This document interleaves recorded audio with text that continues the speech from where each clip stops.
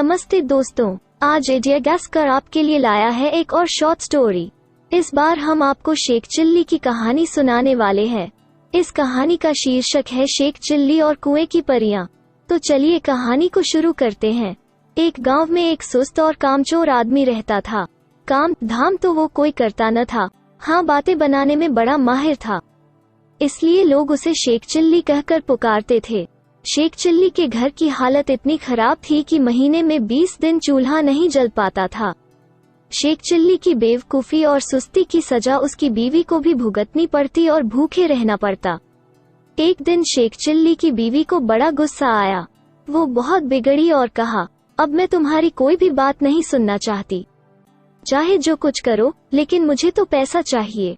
जब तक तुम कोई कमाई करके नहीं लाओगे, मैं घर में नहीं घुसने दूंगी। यह कहकर बीवी ने शेख चिल्ली को नौकरी की खोज में जाने को मजबूर कर दिया।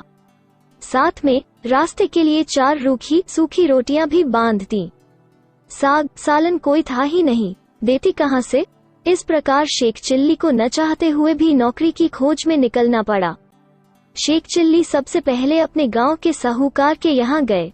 सोचा कि शायद साहूकार कोई छोटी मोटी नौकरी दे दे, लेकिन निराश होना पड़ा। साहूकार के कारिंदों ने ड्योढ़ी पर से ही डांट डपट कर भगा दिया। अब शेख चिल्ली के सामने कोई रास्ता नहीं था, फिर भी एक गांव से दूसरे गांव तक दिन भर भटकते रहे। घर लौट नहीं सकते थे, क्योंकि बीवी ने सख्त हिदायत दे रखी थी कि जब तक नौकरी न मिल जाए, घर में पैर न रखना। दिन भर चलते चलते जब शेख चिल्ली थककर चूर हो गए तो सोचा कि कुछ देर सुस्ता लिया जाए। भूख भी जोरों की लगी थी, इसलिए खाना खाने की बात भी उनके मन में थी। तभी कुछ दूर पर एक कुआं दिखाई दिया। शेख चिल्ली को हिम्मत बंधी और उसी की ओर बढ़ चले। कुएं के चबूतरे पर बैठकर शेख चिल्ली ने बीवी की दी हुई रोटियों की पोटली खोली। उसमें 4 रूखी सूखी रोटियां थीं। भूख तो इतनी जोर की लगी थी कि उन चारों से भी पूरी तरह न बुझ पाती। लेकिन समस्या यह भी थी कि अगर चारों रोटियों आज ही खा डाली तो कल, परसों या उससे अगले दिन क्या करूंगा, क्योंकि नौकरी खोजे बिना घर घुसना नामुमकिन था। इसी सोच विचार में शेख चिल्ली बार बार रोटियां गिनते और बार बार रख देते। समझ में नहीं आता कि क्या किया जाए। जब शेख चिल्ली से अपने आप कोई फैसला न हो पाया तो कुएं के देव की मदद लेनी चाहिए। वो हाथ जोड़कर खड़े हो गए और बोले, हे बाबा, अब तुम ही हमें आगे रास्ता दिखाओ। दिन भर कुछ भी नहीं खाया है, भूख तो इतनी लगी है कि चारों को खा जाने के बाद भी शायद ही मिट पाए। लेकिन अगर चारों को खा लेता हूँ तो आगे क्या करूँगा। मुझे अभी कई दिनों यहीं आसपास भटकना है, इसलिए हे कुआं बाबा, अब तुम ही बताओ कि मैं क्या करूँ।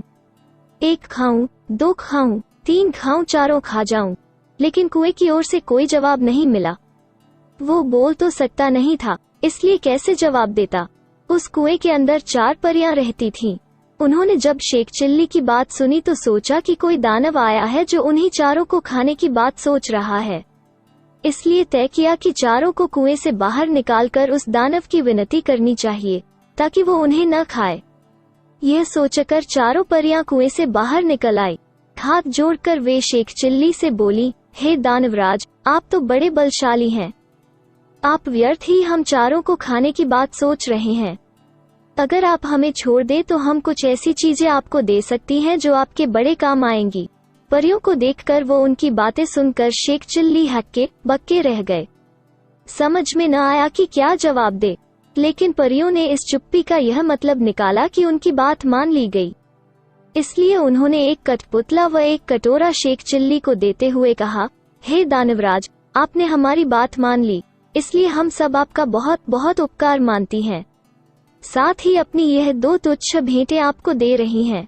यह कठपुतला हर समय आपकी नौकरी बजाएगा, आप जो कुछ कहेंगे करेगा, और यह कटोरा वो हर एक खाने की चीज आपके सामने पेश करेगा जो आप इससे मांगेंगे। इसके बाद परियां फिर कुएं के अंदर चली गई। इस सब से शेख चिल्ली की खुशी की सीमा न रही। उसने सोचा कि अब घर लौट चलना चाहिए, क्योंकि बीवी जब इन दोनों चीजों के करतब देखेगी तो फूली न समाएगी। लेकिन सूरज डूब चुका था और रात घिर आई थी, इसलिए शेख चिल्ली पास के एक गांव में चले गए और एक आदमी से रात भर के लिए अपने यहाँ ठहरा लेने को कहा। यह भी वादा किया कि इसके बदले में वो घर के सारे लोगों को अच्छे अच्छे पकवान व मिठाइयाँ खिलाएंगे।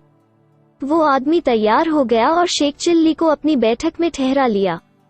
शेख चिल्ली ने भी अपने कटोरे को निकाला और उसने अपने करतब दिखाने को कहा।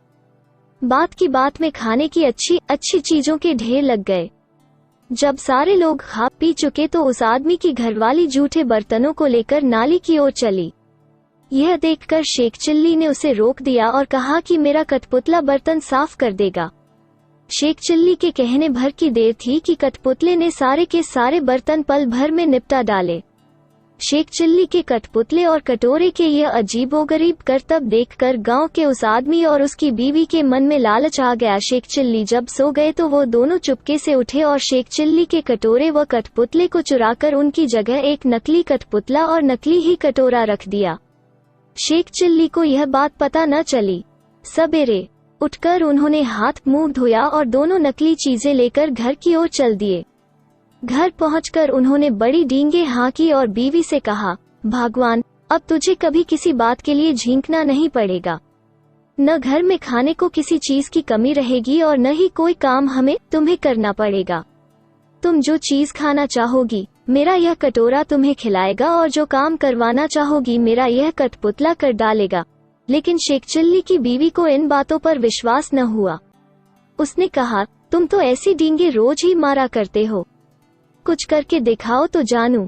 हाँ, क्यों नहीं, शेख चिल्ली ने तपाक से जवाब दिया और कटोरा व कठपुतले में अपने अपने करतब दिखाने को कहा।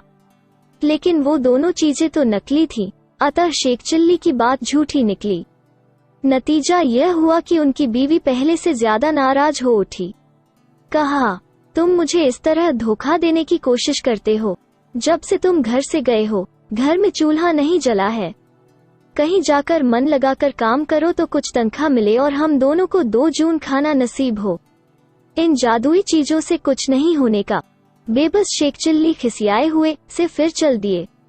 वो फिर उसी कुएं के चबूतरे पर जाकर बैठ गए। समझ में नहीं आ रहा था कि अब क्या किया जाए। जब सोचते सोचते वो हार गए और कुछ भी समझ में न आया तो उनकी आंखें छलछला आई और रोने लगे। यह देखकर कुएं की चारों परियां फिर बाहर आई और शेख चिल्ली से उनके रोने का कारण पूछा। शेख चिल्ली ने सारी आपबीती कह सुनाई। परियों को हंसी आ गई। वे बोली, हमने तो तुमको कोई भयानक दानव समझा था और इसलिए खुश करने के लिए वे चीजें दी थीं, लेकिन तुम तो बड़े ही भोले भाले और सीधे आदमी निकले। खैर, घबराने की जरूरत नहीं, हम तुम्हारी मदद करेंगी। तुम्हारा कठपुतला और कटोरा उन्हीं लोगों ने चुराया है जिनके यहाँ रात को तुम रुके थे। इस बार तुम्हें एक रस्सी व डंडा दे रही हैं। इनकी मदद से तुम उन दोनों को बांध व मारकर अपनी दोनों चीजें वापस पा सकते हो। इसके बाद परियां फिर कुएं में चली गईं। जादुई रस्सी डंडा लेकर शेख चिल्ली फिर उसी आदमी के यहाँ पहुँचे और कहा, इस बार मैं तुम्हें कुछ और नए करतब दिखाऊंगा। वो आदमी भी लालच का मारा था। उसने समझा कि इस बार कुछ और जादुई चीजें हाथ लगेंगी, इसलिए उसमें खुशी खुशी शेख चिल्ली को अपने यहाँ टिका लिया। लेकिन इस बार उल्टा ही हुआ। शेख चिल्ली ने जैसे ही हुक्म दिया वैसे ही उस घरवाले व उसकी बीवी को जादुई रस्सी ने कसकर बांध लिया और जादुई डंडा दनादन पिटाई करने लगा। अब तो वे दोनों चीखने, चिल्लाने और माफी मांगने लगे।